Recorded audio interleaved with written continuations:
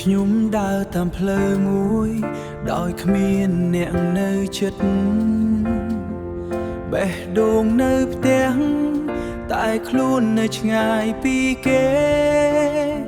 សំឡេងសើចកាលមុននៅតែបន្លឺក្នុងចិត្ត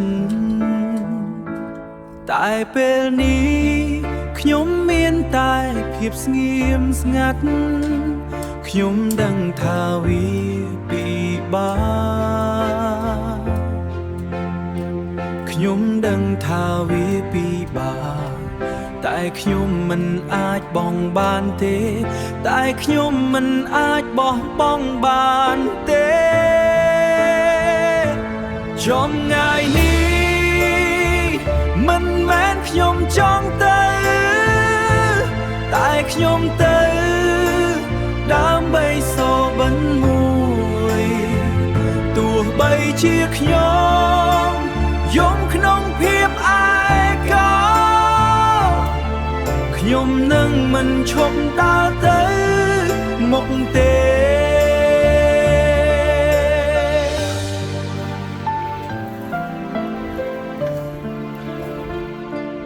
យប់ណា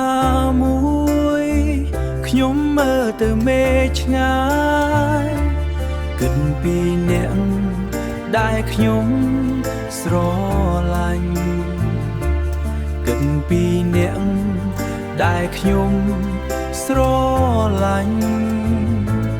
ទឹកភ្នែកធ្លាក់តែខ្ញុំត្រូវរឹងមាំព្រោះមានមនុស្សរងចាំខ្ញុំជោគជ័យថ្ងៃណាមួយ